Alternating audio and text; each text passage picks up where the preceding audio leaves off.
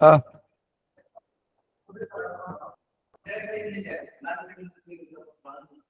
अंदाज दिसतंय का?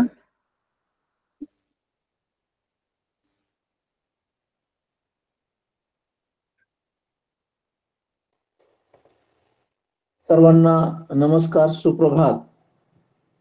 मिशन आरंभ 2025-26 इयत्ता 5वी शिष्यवृत्ती परीक्षा ऑनलाईन वर्गासाठी उपस्थित असलेले जिल्ह्यातील सर्व आदरणीय अधिकारी वर्ग, त्याचबरोबर उपस्थित सर्व विद्यार्थी, पालक व शिक्षक या सर्वांचं मी शिक्षण विभाग पंचायत समितीच्या वतीनं मनपूर्वक स्वागत करतो. आज ज्यांचं पुढील 1 तासासाठी आपल्याला मार्गदर्शन मिळणार आहे ते जिल्हा परिषद प्राथमिक शाळा आदर्श शाळा पानोली या शाळेचे आदर्श शिक्षक श्री रामदास चौरे सर.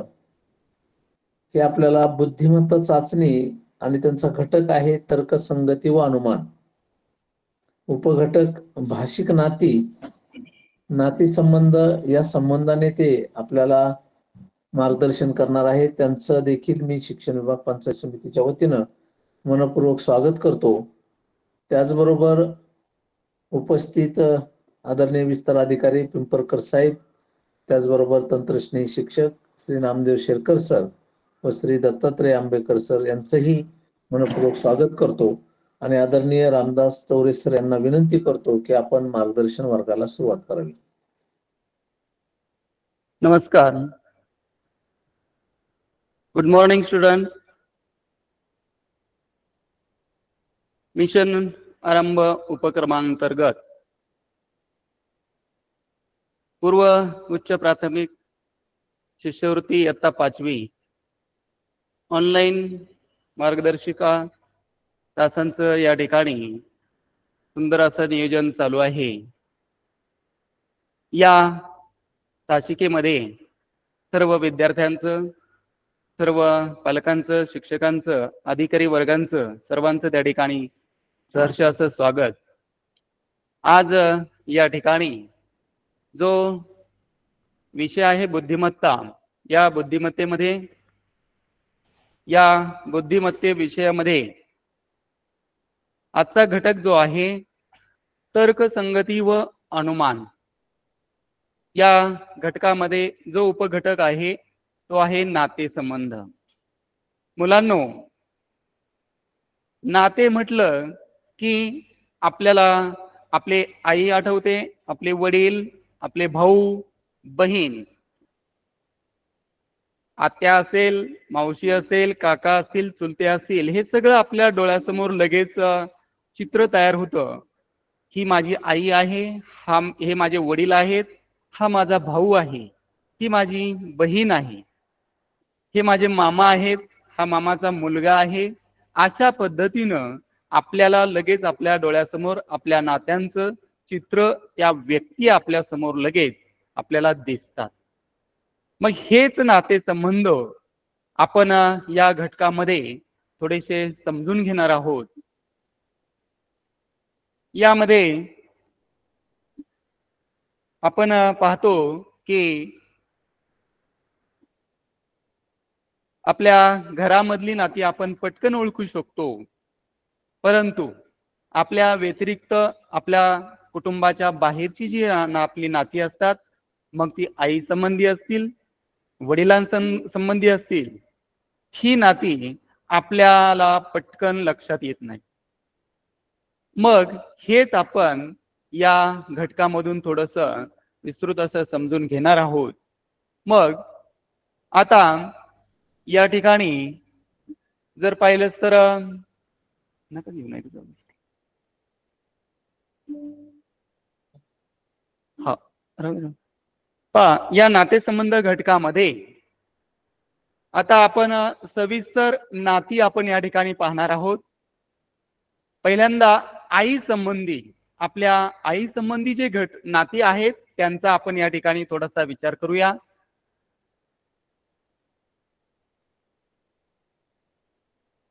आता आईची आई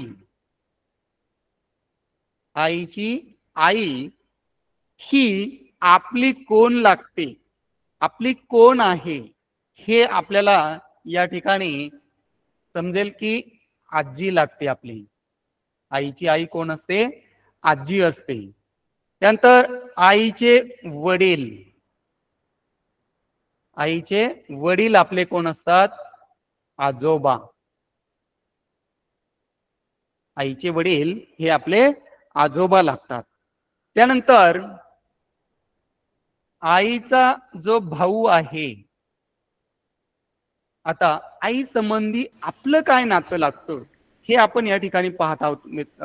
मुलांना लक्षात घ्या, आईचा जो भाऊ आहे तो आईचा भाऊ आपला मामा लागतो. आईचा भाऊ आपला मामा लागतो. त्यानंतर ह्या आईचा जो भाऊ आहे त्या भावाची जी बायको आहे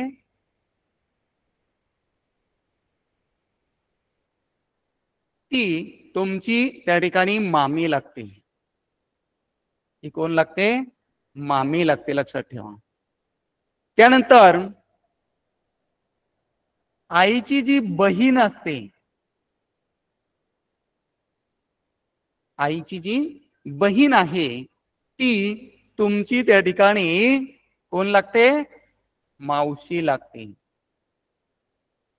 कोण लागते?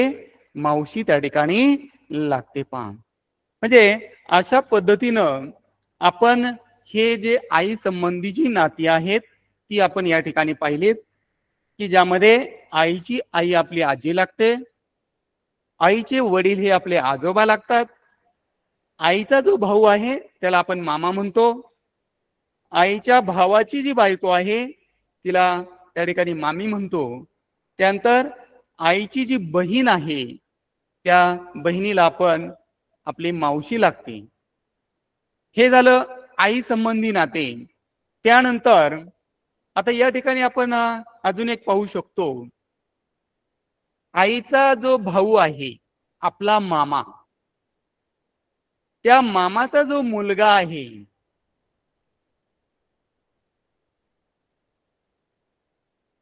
आईच्या भावाचा मुलगा, तो आपला काय लागणार? मामे भाऊ लागणार.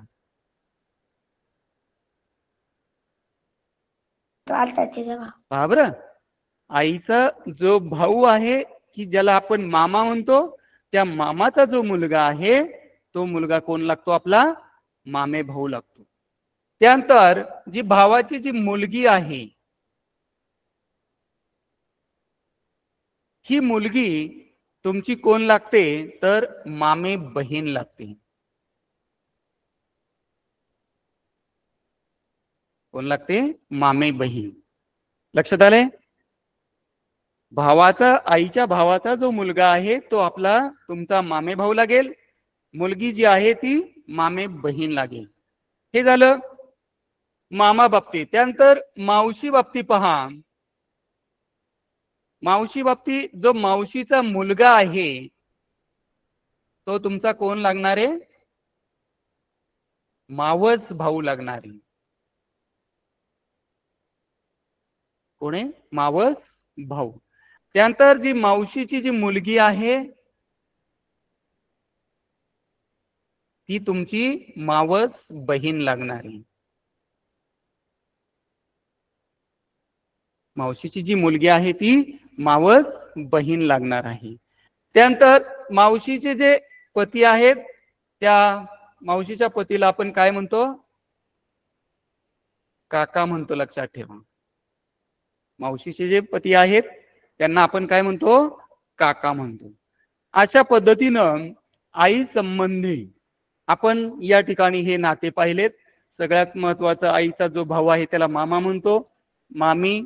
त्यानंतर जी मुलं आहेत, मामाची मुलं जी आहेत त्याला मामे भाऊ, मुलगा आहे मामे बहीण.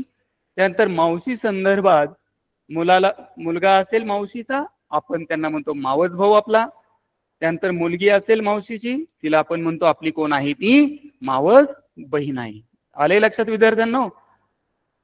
हे त्या ठिकाणी आपण व्यवस्थितरित्या समजून घ्यायचे, की हे समजून घेतल्यानंतर याचा उपयोग आपल्याला स्कॉलरशिप मध्ये जी उदाहरणं विचारली जातात, नाते काढण्यासाठी विचारली जातात, हा कुणाचा कोण काय लागतो हे यासाठी आपण व्यवस्थितरित्या समजून घ्यायचे.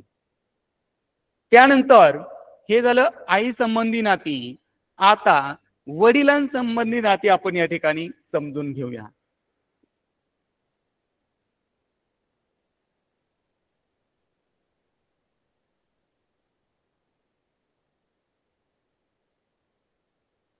आता पहा, वडिलांची जी आई असते ती आपली कोण आहे? आजी आहे. वडिलांचे वडील हे आपले कोण लागतात? आजोबा लागतात. हे आपले कोण आहेत? आजोबा. त्यानंतर वडिलांचा जो भाऊ आहे, वडिलांचा भाऊ म्हणजे आपले कोण असणार? ते चुलते असणार. कोण असणार? चुलते. चुलत्यांनाच आपण त्या ठिकाणी काकाही त्या ठिकाणी म्हणतो पहा. त्यानंतर वडिलांचे जे भाऊ आहेत त्यांची बायको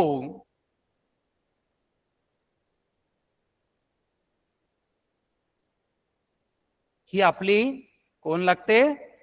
चुलती लागते. म्हणजे आपली कोण असते? ती काकी. लक्षात आले? वडिलांचे आपले जे भाऊ आहेत ते आपले कोण आहेत? चुलते आहेत, काका आहेत. त्यानंतर वडिलांच्या भावाची जी बायको आहे ती आपली कोण असते? चुलती लागते. त्यानंतर हा जो वडिलांचे जे भाऊ आहेत त्या भावाचा जो मुलगा आहे त्याला आपण तुमचं आणि तुमच्या वडिलांच्या भावाचा जो मुलगा आहे म्हणजे तुमचा कोण लागतो? तो चुलत भाऊ.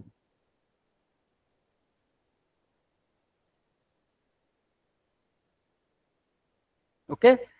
त्यानंतर जी तुमच्या चुलत्यांची जी मुलगी आहे ती तुमची कोण लागते? चुलत बहीण लागते. ती तुमची त्या ठिकाणी चुलत बहीण लागते. समजलं? या ठिकाणी आपल्या वडिलांचा जो भाऊ आहे तो आपला त्या ठिकाणी कोण लागतो? चुलता लागतो. चुलते लागतात, काका आपण त्यांना म्हणतो. त्यांचा जो मुलगा आहे आपल्या चुलत्यांचा तो आपला चुलत भाऊ. त्या भावाची, वडिलांच्या भावाची जी मुलगी आहे ती आपली चुलत बहीण लागते. त्यानंतर वडिलांची जी बहीण आहे, वडिलांची जी बहीण आहे ती आपली कोण लागणार? नक्कीच आत्या लागणार. पहा, तुमची कोण लागणार? आत्या लागते. कोण? वडिलांची, आपल्या वडिलांची बहीण. त्यानंतर आता ही आत्याची मुलं त्या ठिकाणी आहेत.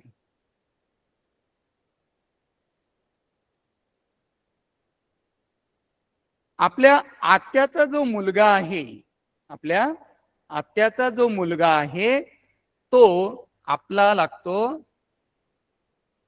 आते भाऊ. कोण लागतो? आते भाऊ. त्यानंतर जी आत्याची जी मुलगी आहे ती आहे आपली आते बहीण.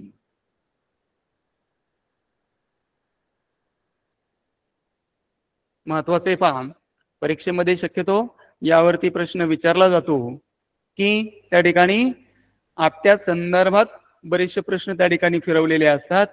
समजून घ्या, आपली जी आत्या असते ती आपल्या वडिलांची बहीण असते. त्या आत्याचा मुलगा आपला कोण असतो? आते भाऊ. आणि आत्याची जी मुलगी आहे ती आपल्या असते आते बहीण लागते. ओके, लक्षात आलंय का इथपर्यंत? ठीक आहे. आता हे झालं संदर्भात त्या ठिकाणी आपले नाती आहेत. पहा, आपण पहिल्यांदा आई संदर्भात नाती पाहिली, त्यानंतर वडिलांसंदर्भात त्या ठिकाणी काय पाहिलीत? आपण नाती पाहिलेली आहेत. पहा, सर्वांना कळलं असेल. आता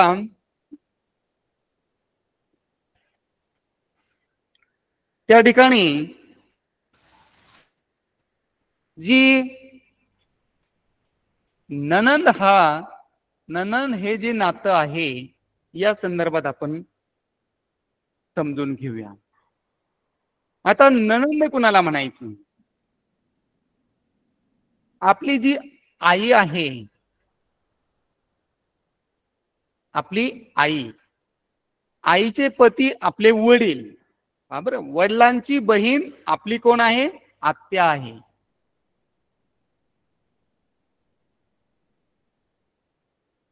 वडिलांची बहीण आपली कोण आहे? आत्या आहे.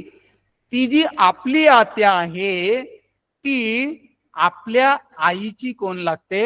नणंद लागते. लक्षात ठेवा. पहा, व्यवस्थित समजून घ्या. आपल्या वडिलांची बहीण आपली कोण लागते? आत्या लागते. आणि तीच आत्या आपल्या आईची कोण लागते? नणंद लागते. समजले? त्यानंतर आता पहा, दीर. दीर कुणाला म्हणायचं? तर आपले जे चुलते आहेत, आपले जे चुलते आहेत, आपले जे वडील आहेत, त्या वडिलांचे भाऊ म्हणजे आपले चुलते, हे आपल्या आईचे कोण लागतात? आईचे दीर त्या ठिकाणी लागतात. लक्षात आले? हा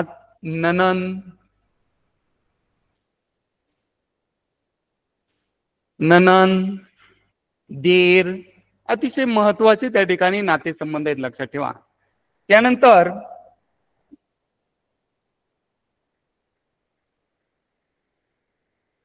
जाऊ.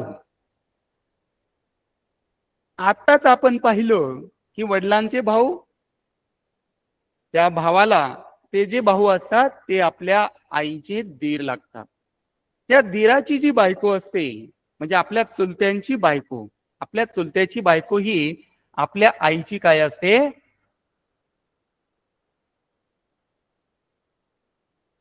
जाऊ असते. लक्षात ठेवा. समजले? नणंद, दीर आणि जाऊ. त्यानंतर आता पहा,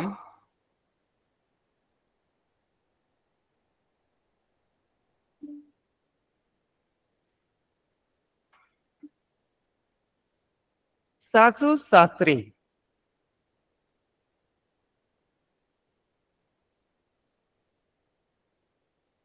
सासू सासरे. आता कुणाला म्हणायचं सासू सासरे? तर पहा, वडिलांसंदर्भात आपले वडिलांचे सासरे कोण असतात?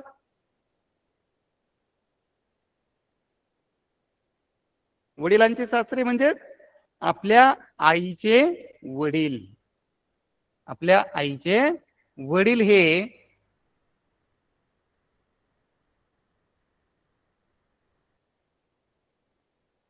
आपल्या वडिलांचे काय आहे? कोण आहेत? सासरे आहेत. त्यानंतर सासू. सासू कोण लागते वडिलांची? तर त्या ठिकाणी आपल्या आईची जी आई आहे, आपल्या आईची जी आई आहे ती त्या ठिकाणी आपल्या वडिलांची काय लागते?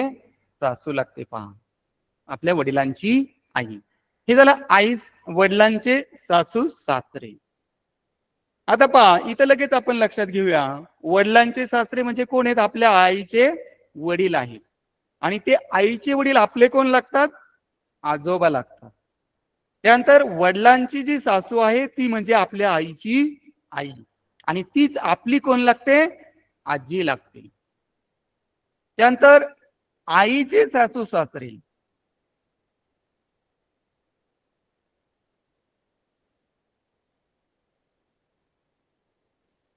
पहा, आईचे सासू ही कोण असते? आपल्या वडिलांची आई असते. कोण असते? आपल्या वडिलांची आई असते.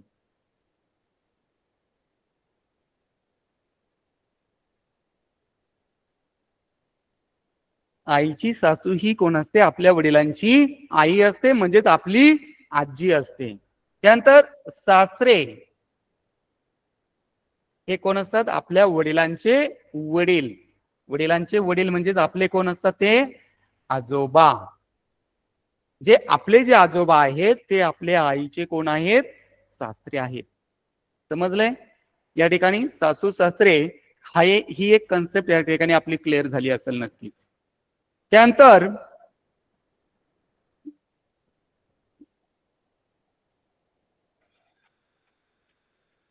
आता जावई कुणाला म्हणतो आपण? पहा, जावई कुणाला म्हणतो? आपली जी आई आहे, आपले जे आजी आहेत, आजोबा आहेत, आईचे आई वडील, म्हणजे त्या ठिकाणी हे जे आहेत म्हणजे आपल्या वडिलांचे सासरे, म्हणजेच आपले वडील. जावई कुणाला म्हणतो? आपले जे वडील आहेत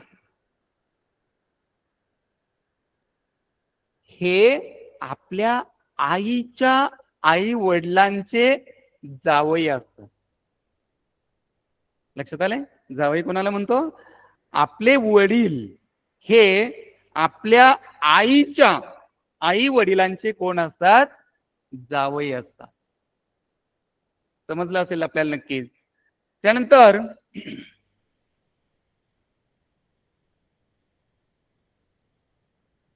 हे या ठिकाणी नातेसंबंध आपल्याला बऱ्यापैकी कळले असतील. परत एकदा रिवाइज करतो. आजी, आजोबा, चुलता, चुलती, चुलत्यांची मुलं आपली चुलत भाऊ, चुलत बहीण. त्यानंतर आईची बहीण आपली मावशी लागते, मावस बहीण, मावस भाऊ, आत्याचा मुलगा आते भाऊ, आत्याची मुलगी आते बहीण. त्यानंतर ननंद, दीर, जाऊ. त्यानंतर सासू सासरे. हे घटक आपण या ठिकाणी पाहिलेले आहेत. ही नाती आपण या ठिकाणी समजून घेतलेली आहेत मुलांना. नक्कीच समजली असतील तुम्हाला. समजली ना? ओके, ठीक आहे. आता आपण पुढल्या घटकाकडे जाणार आहोत की ही सगळी नाती आपल्याला समजल्यानंतर थोड्याशा आपल्या मनामध्ये जर डाऊट असतील तर आपण काय करू शकतो? आपल्या घरामध्ये या नात्याविषयी थोडीशी चर्चा करायची. बसल्यानंतर सहज आपल्या आईशी विषय काढायचा. आई माझी ही कोण आहे? आई माझा हा कोण आहे? तो कोण लागतो? मग आई आपल्याला त्या ठिकाणी नक्कीच काय करते? सगळी नाती व्यवस्थित समजून सांगते आणि मग ती आपल्या लगेच त्या ठिकाणी लक्षात राहतात बऱ्यापैकी. आता आपण या नातेसंबंध घटकावरती महत्वाच्या मुद्दे आता आपण की ज्यामध्ये आपण जी शिष्यवृत्ती परीक्षेला जो घटक आहे हा नातेसंबंध, या नातेसंबंधाविषयी जे प्रश्न विचारले जातात त्या प्रश्नांकडे आपण येणार आहोत. आता कशा पद्धतीने प्रश्न विचारले जातात त्याचं थोडंसं ज्ञान आपण करून घेणार आहोत. पहा, प्रश्न पहिला पाहूया. जनरल विचारतो तुम्हाला, सोपा आहे. आईची बहीण आणि वडिलांची बहीण, आईची बहीण आणि वडिलांची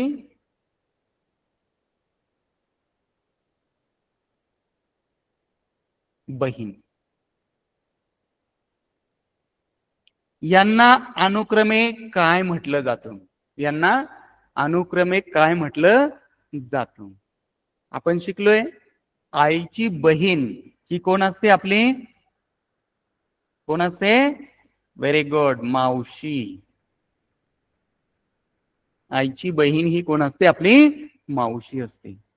त्यानंतर वडिलांची बहीण, सांगा बरं. वडिलांची बहीण तिला आपण काय म्हणतो? काय म्हणतो? आत्या. वडिलांची बहीण ही आपली काय असते? कोण आहे? तर आत्या आहे. कळले? आईच्या बहिणीला आपण मावशी म्हटलं, वडिलांची बहीण आत्या म्हटली. आता तिथं अनुक्रमे म्हटलं होतं. काय म्हटलं होतं प्रश्नामध्ये? अनुक्रमे म्हणजे क्रमानं. मग पहिल्यांदा काय विचारलं होतं?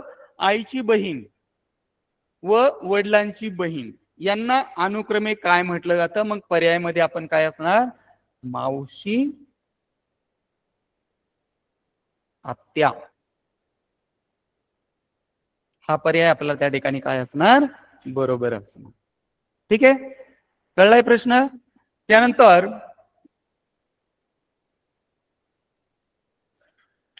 दुसरा प्रश्न आपण पाहूया की बाबांचे वडील माझ्या आईचे कोण लागतात? बाबांचे वडील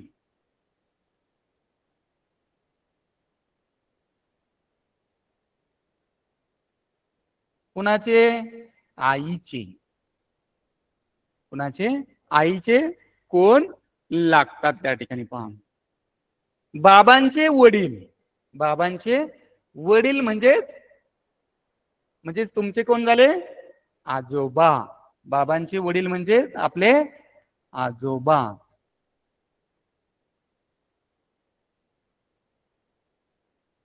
हे आपल्या आईचे कोण लागतात? सांगा बरं, कोण लागतात? छान, कोण? सासरे. कोण लागतात? बाबांचे वडील हे आपल्या आईचे सासरे लागतात. मग कोणता पर्याय बरोबर? सासरे. त्यानंतर पुढला प्रश्न आपण पाहतोय,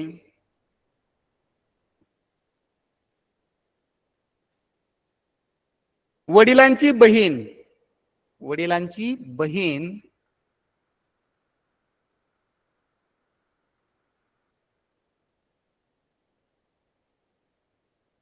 आईची कोण लागते? कुणाची? वडिलांची बहीण. सांगा बरं आता, सांगा. छान, कोण लागते? तर आत्या लागते. वडिलांची बहीण ही कोण असते?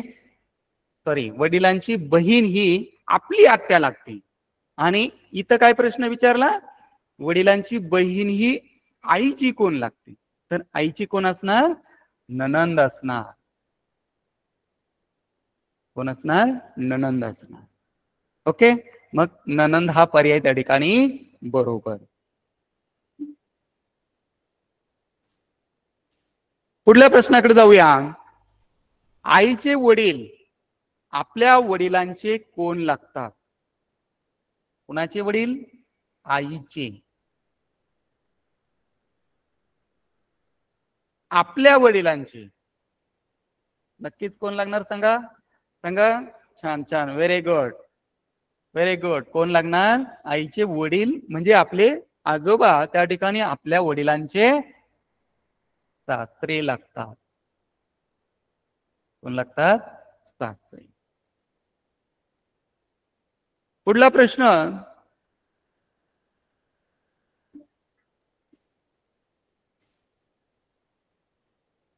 माधुरीचे काका अक्षयच्या वडिलांचे भाऊ आहेत. बरोबर का? कुणाचे काका? माधुरीचे काका अक्षयच्या वडिलांचे भाऊ आहेत. अक्षयच्या वडिलांचे कोण आहेत? भाऊ आहेत. तर माधुरी व अक्षय यांचं नातं आपल्याला विचारले. तर माधुरी आणि अक्षय यांचं नातं, या दोघांचं नातं आपल्याला त्या ठिकाणी काढायचं. पहा मित्रांनो, काय करायचं? प्रश्न व्यवस्थित त्या ठिकाणी पहिला वाचायचा. एकदा नाही दोनदा प्रश्न वाचायचा आणि मग त्याचं आकलन आपल्याला बऱ्यापैकी होऊन जातं. आणि मग आपण ते त्या ठिकाणी तोंडी न करता थोडंसं पेनाच्या साह्यानं पेपरवर मांडण्याचा प्रयत्न करायचा आणि मग त्यातून आपल्याला त्याचं उत्तर सहजरित्या मिळून जातं. पाहता ही कोण आहे? माधुरी. माधुरीचे हे कोण आहेत? काका आहे. काका म्हणजे कोण? चुलते आहे. माधुरीचे हे कोण आहेत? चुलते आहे.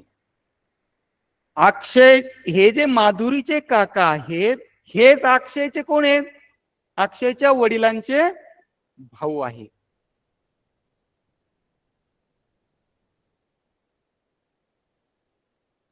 अक्षयचे जे वडील आहेत त्या वडिलांचे हे कोण आहेत?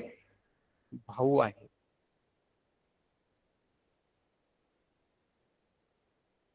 माधुरीचे काका अक्षयच्या वडिलांचे कोण आहेत? हे भाऊ आहेत. बरोबर का? म्हणजेच या ठिकाणी जर पाहिलं तर माधुरीचे काका जे चुलते आहेत ते अक्षयच्या वडिलांचे भाऊ आहेत. म्हणजेच त्या ठिकाणी हा अक्षय कोण असणार? हे कोण झाले? माधुरीचे हे कोण झाले? चुलते झाले ना. कोण झाले? चुलते. म्हणजे अक्षय आणि माधुरी हे दोघं कोण असणार? चुलत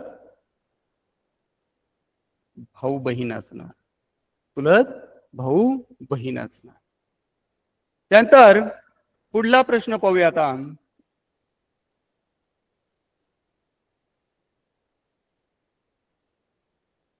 आपल्या इयत्ता 5वीचं जे स्कॉलरशिपचं नवनीत आहे त्यामधला स्वाध्याय 4.2 मधला पहिलाच प्रश्न आहे. आनंद अनन्याला म्हणाला. बरोबर का? आनंद अनन्याला म्हणाला.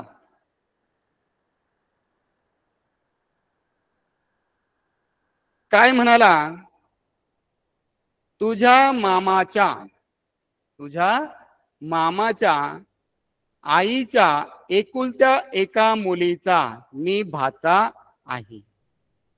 तर आनंद अनन्याचा कोण? काय म्हणले? आनंद अनन्याला काय म्हणाला? आपण आता हे प्रश्न दोनदा वाचला. बरोबर? दोनदा वाचल्यानंतर आपण लगेच त्या ठिकाणी आपण काय करायचं? हे मांडून घ्यायचं. आता कोण? आनंद कोणाला म्हणाला? अनन्याला म्हणाला. काय म्हणाला अनन्याला?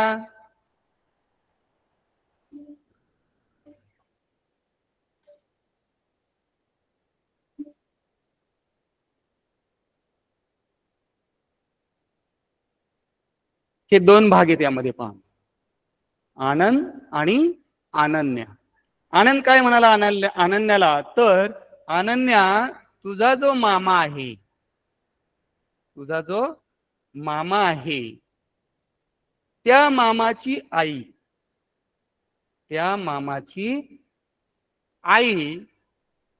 त्या आईची एकुलती एक मुलगी, त्या आईची एकुलती एक मुलगी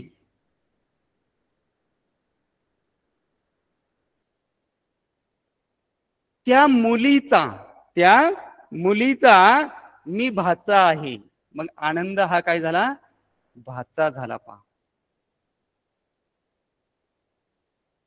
आनंद अनन्याला म्हणाला की अनन्या तुझ्या मामाची जी आई आहे, तुझ्या मामाची जी आई आहे ती, त्या आईला एकुलती एक मुलगी आहे आणि त्या मुलगीचा मी कोण आहे? भाचा आहे. तर अनन्या आणि त्या ठिकाणी आनंद यांचं नातं काय? प्रश्न कसा होता? तर आनंद अनन्याचा कोण? आनंद हा जो आहे तो अनन्याचा त्या ठिकाणी कोण लागेल?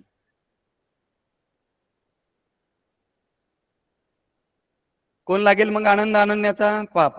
म्हणजे आता लक्षात घ्या, इथं आनंद अनन्याला म्हणालाय की तुझा मामा त्या मामाची आईची ही मुलगी हा मी भाचा आहे. म्हणजे आनंद आणि हा जो अनन्या आहे यांच्यामध्ये काय, अनन्याचा मामा जो आहे यांच्यामध्ये काय रिलेशन असणार? तर हे कोण असणार? आनंद यांचा कोण असणार आहे? हा मुलगा असणार आहे. कोण असणार आहे? मुलगा असणार. म्हणजेच आनंद हा अनन्याचा त्या ठिकाणी कोण असणार? कोण असणार? मामे भाऊ असणार. कोण असणार? मामे भाऊ. आले लक्षात? प्रश्न कळला? आनंद हा अनन्याचा कोण आला? तर मामे भाऊ आला. पुढला प्रश्न त्या ठिकाणी पाहूया.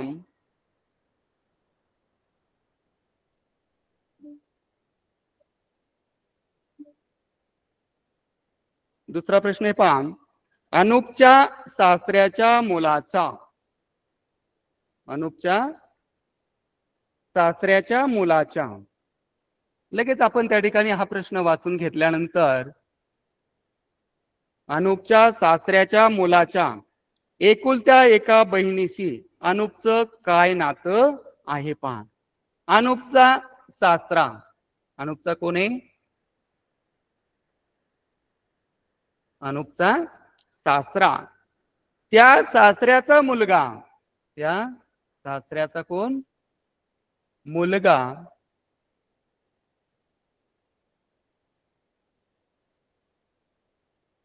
मुलगा त्या मुलाच्या, हा जो मुलगा आहे त्याची जी एकुलती एक बहीण आहे,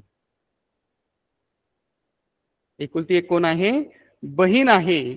आणि या बहिणीशी या अनुपचं काय नातं असेल? म्हणजे हे नातं आपल्याला त्या ठिकाणी विचारले पहा. लक्षात घ्या इथे आता हा कोण आहे? अनुपचा सासरा. सासराचा हा कोण आहे? मुलगा आहे.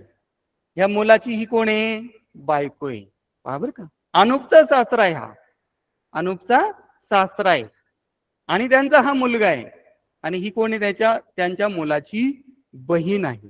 म्हणजे मग ही कोण असणार? अनुपची, अनुपची कोण असणार? ही बायको असणार. कोण असणार? बायको. प्रश्न काय विचारला होता आपल्याला? अनुपच्या सासऱ्याच्या मुलाच्या एकुलत्या एका बहिणीशी अनुपचं नातं विचारलंय. कुणाचं विचारलंय? अनुपचं नातं विचारलंय त्या ठिकाणी. मग अनुपचं नातं काय असणार आहे? पती असणार आहे. कोण असणार? पती. लक्षात आले? ते म्हणल्यानंतर त्या ठिकाणी त्याचं नातं काय आहे त्याच्याशी हे आपण त्या ठिकाणी व्यवस्थित बघायचं. नाही तर काही जण बायकोही हा पर्याय दिला जाईल, पती हा पर्याय असतो. तर हे व्यवस्थित त्या ठिकाणी समजून घ्यायचं. आणि अनुपचे म्हणल्यानंतर अनुपचं नातं त्या व्यक्तीशी काय आहे हे त्या ठिकाणी आपण लिहायचं. ठीक आहे? काय असणार? पती.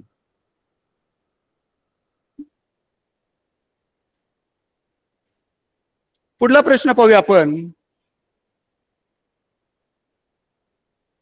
अथर्वचे त्याच्या अगोदरचा एक पाहून. अरुंधतीची मुलगी, तुमच्याकडे पुस्तक असेलच, पुस्तकामध्ये पाहिलं तरी काय हरकत नाही. अरुंधतीची मुलगी अनिशा. बरं का, कोण आहे? अरुंधती. अरुंधतीची मुलगी अनिशा हिचे मामा अरुंधतीचा भाचा गौरांग याचे वडील आहेत. पहा बरं का.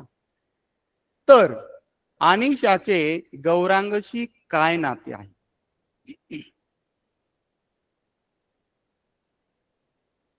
अरुंधतीची मुलगी, अरुंधतीची मुलगी काय तिचं नाव? अनिशा. पहा मुलांनो, त्या ठिकाणी अशा पद्धतीचे प्रश्न आहेत ते आपण मनातली मनात कधी सोडवायचे नाहीत, तर ते आपल्या कागदावर पेनाच्या साहाय्यानं मांडायचे, त्याची रचना करायची आणि मग त्यातून आपल्याला ते उत्तर शोधता येईल. अन्यथा उत्तर शोधता येणार नाही. आपल्या मनातली मनात जर आपण करायला गेलो तर ते शक्य होणार नाही. आपलं उत्तर त्या ठिकाणी चुकू शकतं. त्यामुळं आपण काय करायचं? थोडंसं या पद्धतीने मांडत चालायचं. पाहता, अरुंधतीची मुलगी ही कोण आहे? अनिशा आहे. त्यानंतर हिचे मामा, हिचे कोण आहेत? मामा. अरुंधतीची ही मुलगी आहे अनिशा आणि तिचे मामा. अरुंधतीची मुलगी अनिशा, तिचे मामा म्हणजे अरुंधतीची कोण असणार? हे मामा भाऊ असणार, कारण ही कोणी अरुंधतीची मुलगी आहे. मुलगी मग आईचा भाऊ, तिचा कोण लागणार? मामा लागणार. पहा, हिचे मामा अरुंधतीची मुलगी म्हणजे अरुंधतीची मुलगी म्हणजे अनिशा, अनिशाचे मामा म्हणजे अरुंधतीचा भाऊ. त्या अरुंधतीचा भाचा गौरांग याचे वडील. पहा बरं का, अरुंधतीचा भाचा. मी तुम्हाला त्या ठिकाणी पहिल्यांदाच नातेसंबंध शिकवताना सांगितलं होतं, भाचा आणि भाची कुणाला म्हणायचं? सांगा बरं, कुणाला म्हणायचं? भाचा कुणाला म्हणायचं?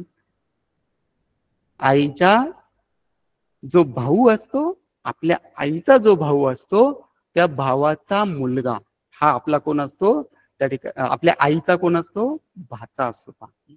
मग या अरुंधतीचा भाऊ आहे, त्या भावाचा त्या ठिकाणी मुलगा गौरांग.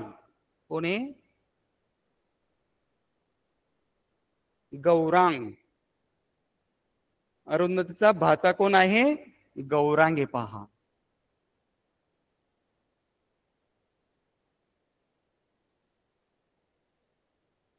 पहा बरं, अरुंधतीची मुलगी अनिशा, अनिशाचा मामा म्हणजेच अरुंधतीचा भाऊ आणि त्या भावाचा मुलगा गौरांग, म्हणजेच हा गौरांग कोण असणार? अरुंधतीचा भाचा असणार.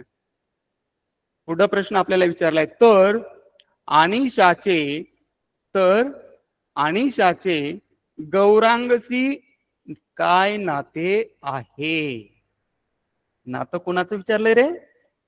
अनिशाचं गौरांगशी नातं विचारलं. अनिशा आणि गौरांग. आता आपण पाहिलंय, सगळं नातं समजून घेतलंय. अरुंधती अनिशा ही अरुंधतीची मुलगी आहे, म्हणजेच अरुंधतीचा मामा म्हणजे अरुंधतीचा भाऊ असणार. भावाचा मुलगा गौरांग हा काय असणार? अरुंधतीचा त्या ठिकाणी भाचा असणार. म्हणजेच आता ही जी अनिशा आहे, ही गौरांगची कोण असणार? आते बहीण असणार. कोण असणार? त्या ठिकाणी आते बहीण. कळलंय का? कारण गौरांगची आत्या कोण असणार आहे? अरुंधती असणारी. गौरांगची आत्या कोण असणार आहे? अरुंधती असणार आहे. आणि अरुंधतीची मुलगी अनिशा ही गौरांगची त्या ठिकाणी कोण असणार? मग आते बहीण असणार. थोडस नातं फिरून विचारलं जातं, परंतु आपण अशा पद्धतीने जर मांडलं तर आपल्याला लगेच ते त्या ठिकाणी काय होतं? लक्षात येतं. पहा, समजलंय? ठीक आहे. त्यानंतर आता पुढला प्रश्न पाहूया. अथर्वचे वडील माझ्या वडिलांना बाबा म्हणतात, तर अथर्व माझा कोण?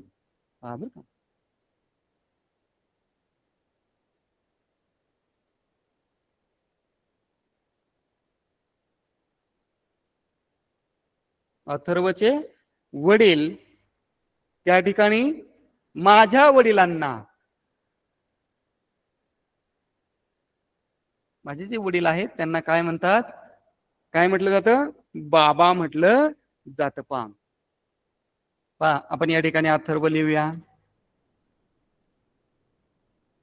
या अथर्वचे कोण आहेत? वडिलांचे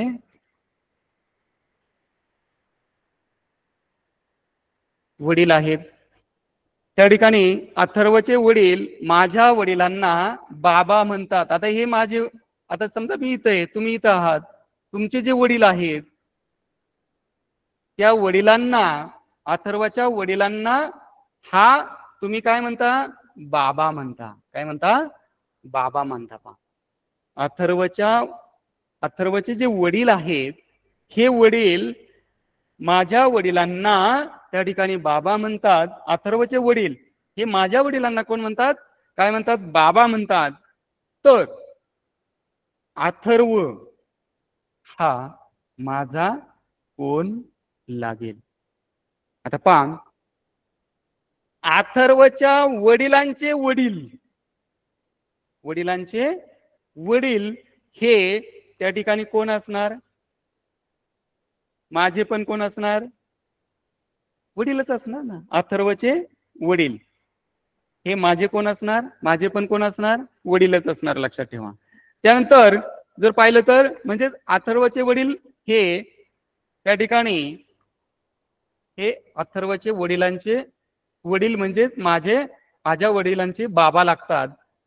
म्हणजेच त्या ठिकाणी अथर्वच्या वडिलांचे वडील हे माझे सुद्धा काय असणार, वडीलच असणार. म्हणजे अथर्वचे वडील हे कोण असणार, त्या ठिकाणी माझे भाऊ असणार. आणि अथर्व हा कोण असणार, अथर्व हा माझ्या वडिलांचा त्या ठिकाणी माझ्या भावाचा मुलगा आहे. अथर्व हा माझ्या कोणाचा आहे, भावाचा. हे त्या ठिकाणी वडीलच असणार.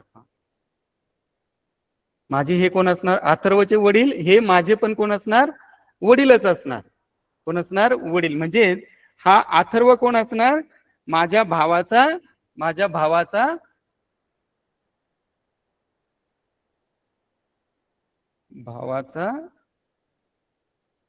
मुलगा.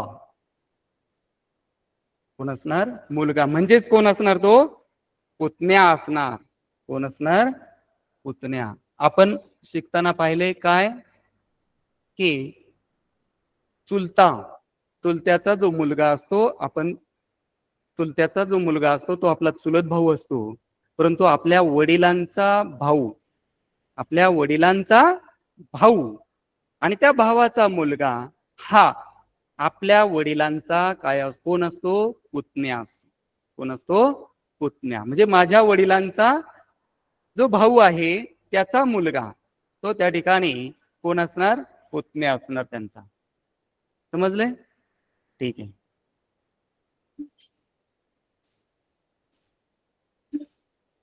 थोडंसं पहा, थोडेसे किचकट प्रश्न असतात, एकमेकांमध्ये नाती गुरफटलेली असतात, अनावधानाने इकडे तिकडे होऊ शकतं, लक्षात ठेवा. त्यामुळे व्यवस्थितरित्या प्रश्न वाचा आणि त्या ठिकाणी त्याचं उत्तर शोधण्याचा प्रयत्न करा. पहा,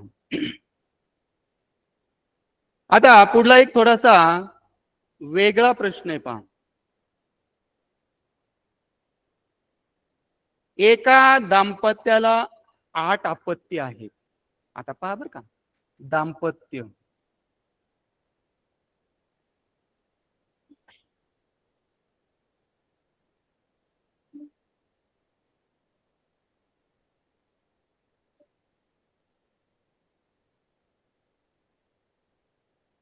दाम्पत्य आपण कोणाला म्हणतो, दाम्पत्य कोणाला म्हणायचं, तर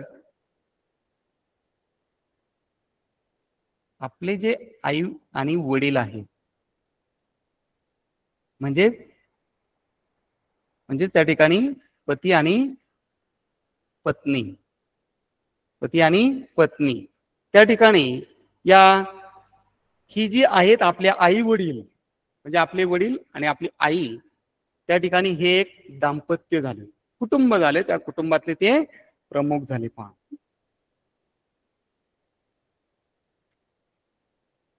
एका दाम्पत्याला 8 अपत्य. आता दुसरा शब्द आला या ठिकाणी, अपत्य.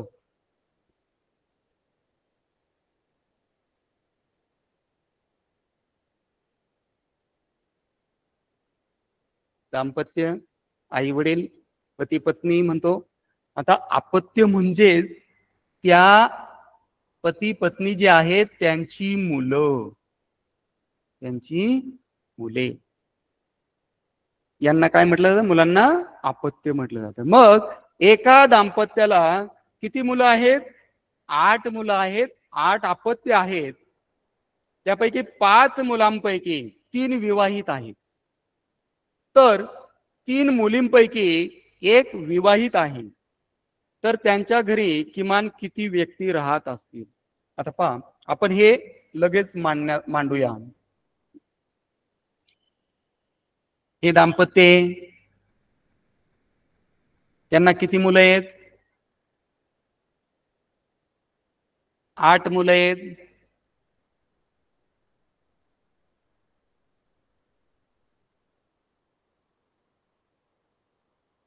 आणि 8 मुलं आहेत. या 8 मुलांपैकी जी त्या पुढं वाक्य दिले, 5 मुलांपैकी किती मुलं आहेत तिथं? 5 मुलं आहेत. म्हणजे ही कोण आहेत? मेल. 1 2 3 4 5 मुलं आहेत.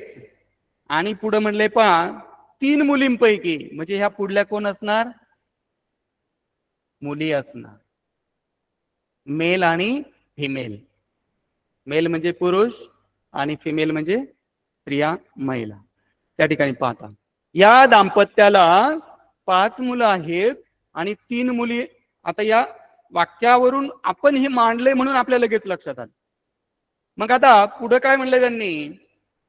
5 मुलांपैकी 1 2 3 4 5 मुलांपैकी 3 विवाहित आहेत. 3 कसे आहेत? विवाहित आहेत. म्हणजे 1 2 आणि 3 जणांचं लग्न झालंय.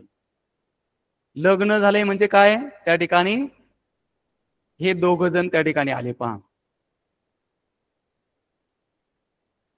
म्हणजे यांची ही काय झाली? पत्नी झाली. त्यानंतर यांची पण ही काय झाली? पत्नी झाली.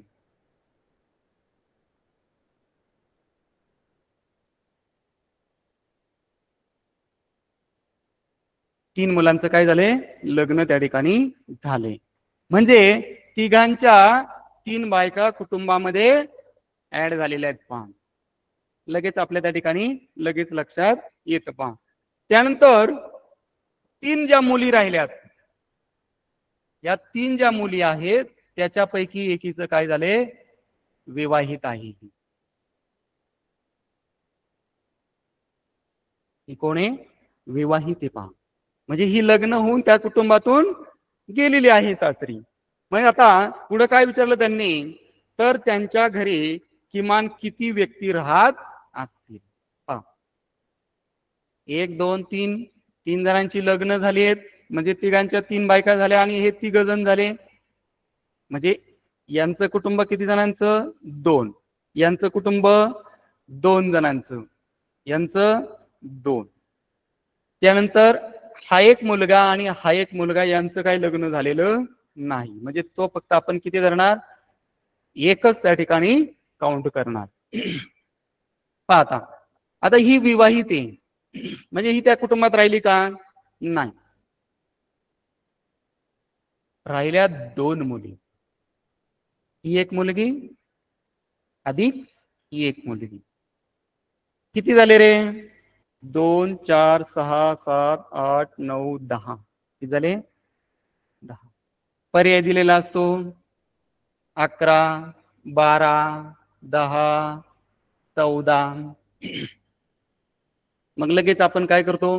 10 उत्तर आलंय आपलं, लगेच या पर्यायाला टिक मार्क करून देतो. पण बरोबर आहे का? त्या कुटुंबातली व्यक्ती विचारलीत, आपण फक्त यांचीच घेतली आहेत. मग राहिलं कोण? यांचे आई वडील आहेत ना त्या कुटुंबामध्ये. म्हणजेच हे किती जण आहेत? हे 2 जण. हे किती जण आहेत? 2 आहेत आई वडील यांचे. म्हणजे हे पण आपल्याला त्यामध्ये काय करावं लागतील? मिळवावे लागतील. म्हणजे किती झाले एकूण? 12. म्हणजे त्या कुटुंबामध्ये एकूण किती सदस्य आहेत? 12 सदस्य आहेत. समजलं का? मांडत चला. मांडल्यानंतर आपण उत्तरापर्यंत नक्कीच पोहोचतो, लक्षात ठेवा. ठीक आहे. त्यानंतर पुढला प्रश्न घेऊया.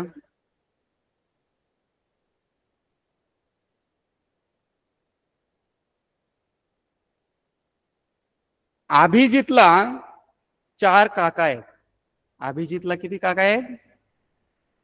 आता पहा बरं का, हा अभिजित आहे, त्याला 4 काका आहेत. 4 काका म्हणजे काय रे? काका कुणाला म्हणतो आपण? चुलत्यांना. कोण म्हणतो? चुलत्यांना. म्हणजे किती काका आहेत त्याला?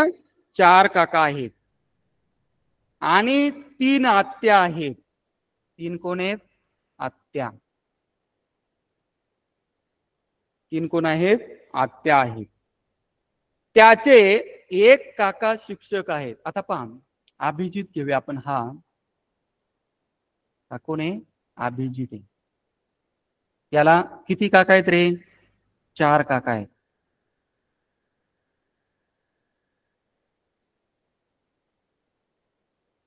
एक, 2, 3, 4. हे कोण आहेत? काका आहेत.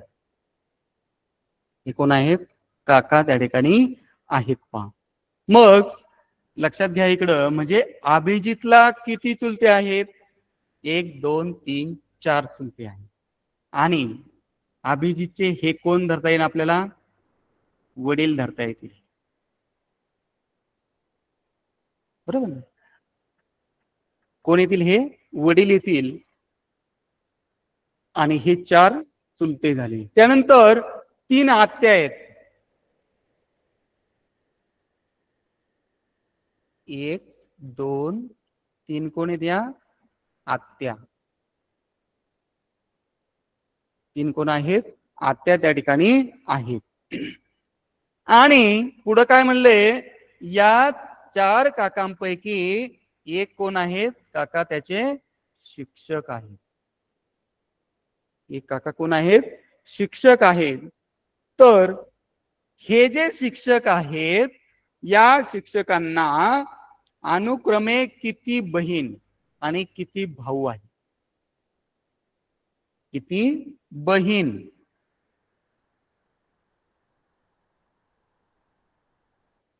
आणि किती भाऊ? कुणाला? या शिक्षक काकांना. अभिजितचे हे शिक्षक काका आहेत, यांना किती बहीण आणि किती भाऊ आहेत? पाहता आपण काय करतो? अभिजितचे 4 काकाच धरतो. अभिजितचे वडील आपल्या लक्षात राहत नाही, म्हणून मी पहिल्यांदाच त्या ठिकाणी लगेच लिहून घेतलं हे अभिजितचे वडील. म्हणजे त्या कुटुंबामध्ये, त्या फॅमिलीमध्ये जर पाहिलं तर 1, 2, 3, 4, 5 हे 5 जण काय झाले रे? भाऊ झाले. भाऊ एकमेकांचे हे काय आहेत? भाऊ आहेत. आणि या 5 जणांच्या या 3 कोण आहेत? बहिणी आहेत. म्हणजे अभिजितच्या हे काका आणि ही आत्या आहे. मग या शिक्षक काकांना किती बहिणी आहेत? किती बहिणी असतील? 1, 2, 3 बहिणी असतील, आहे की नाही? 3 बहिणी. आता भाऊ किती असणार आहेत? भाऊ आता यांना धरायचं का शिक्षक काकांना? नाही. का? तर त्यांचे किती भाऊ आहेत हे आपल्याला विचारले. मग हा एक अभिजितचे वडील, हे एक भाऊ येणार. 2, 3 आणि 4 भाऊ किती असणार? मग 4 असणार. मग पर्याय किंवा पर्याय त्या ठिकाणी कोणता आपण हे करणार? अनुक्रमे म्हणल्यानंतर 3 बहिणी आणि 4 भाऊ. समजलंय? पहा, असं मांडल्यानंतर त्या ठिकाणी आपल्याला लगेच आपल्या आकृतीवरून लक्षात येतं आणि आपल्याला उत्तर त्याचं मिळू शकतं. अशा पद्धतीनं या ठिकाणी हा जो नातेसंबंध हा घटक आहे, या घटकासंबंधी आपण प्रश्न पाहिलेले आहेत. अजूनही स्वाध्यायामध्ये बरेचसे प्रश्न आहेत, ते तुम्ही स्वतः त्या ठिकाणी सोडवण्याचा प्रयत्न करा.